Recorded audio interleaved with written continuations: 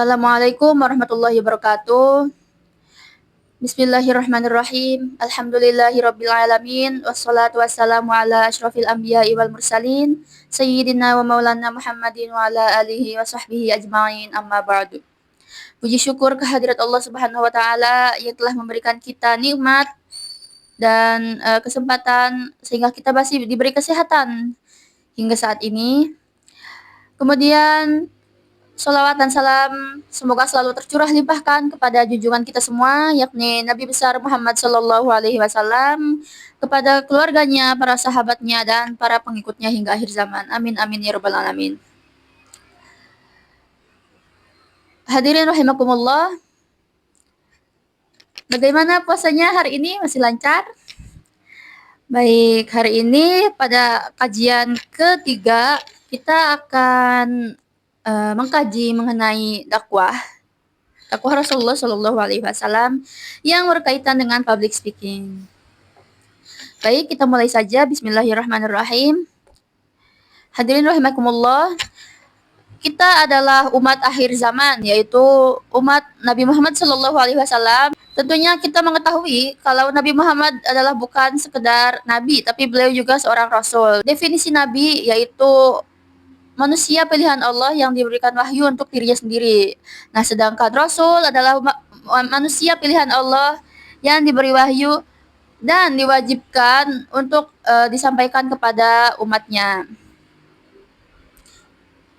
Nah, sehubungan dengan hal tersebut, dalam Quran surat Ali Imran ayat 104 disebutkan, Bismillahirrahmanirrahim, Ud'u ila sabili rabbika bil hikmati wal mau'izatil hasanati wajadilhum billati hiya ahsan. Yang artinya, suruhlah manusia kepada jalan Tuhanmu dengan hikmah dan pelajaran yang baik, dan bantahlah mereka dengan cara yang baik pula. Berbicara tentang dakwah. Nah, pada era modern ini kita bisa menggunakan kemampuan public speaking untuk berdakwah di tengah-tengah masyarakat saat ini. Sebagaimana kita ketahui, public speaking adalah kemampuan berbicara di depan umum untuk menyampaikan informasi, ide, maupun pesan yang bermakna kepada publik atau kepada halayak umum.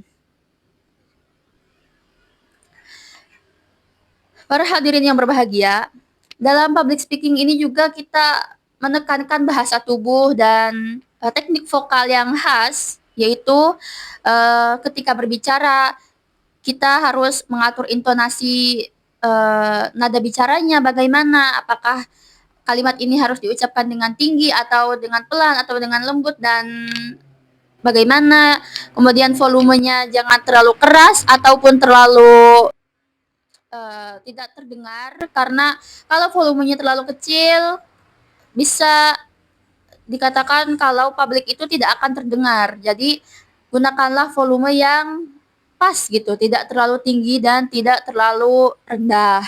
Kemudian ada kecepatan bicara.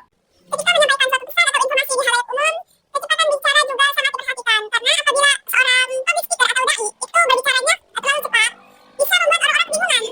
Kalau apa yang dia bicarakan, apa yang dia sampaikan, pesan apa yang ingin dia ucapkan kepada kami, karena nadanya terlalu cepat.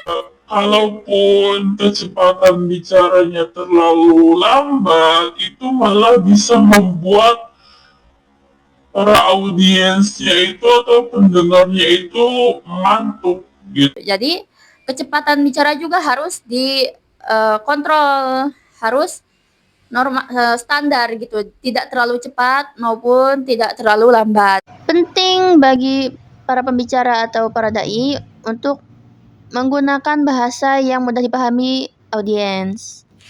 Misalnya, ketika kita berbicara di suatu daerah yang notabene berbahasa Jawa, maka kita juga harus bisa menggunakan bahasa Jawa. Dan apabila ketika berbicara di depan audiens yang berbahasa Sunda, kita harus bisa berbicara kepada mereka dengan bahasa Sunda. Jangan ketika kita hadir atau berbicara di daerah yang notabene bahasa Jawa, tapi kita menggunakan bahasa Inggris. Kan jadinya audiens itu tidak akan paham, tidak akan mengerti apa yang kita sampaikan.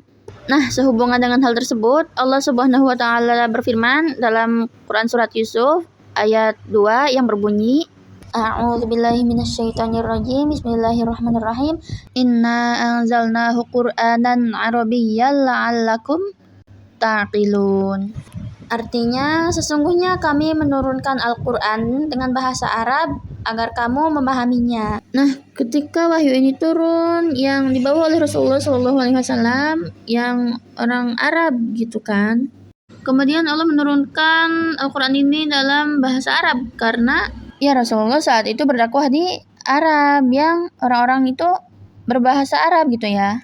Baik hadirin rahimakumullah, kita akan lanjut di kajian materinya lagi di minggu depan. Terima kasih. Wassalamualaikum warahmatullahi wabarakatuh.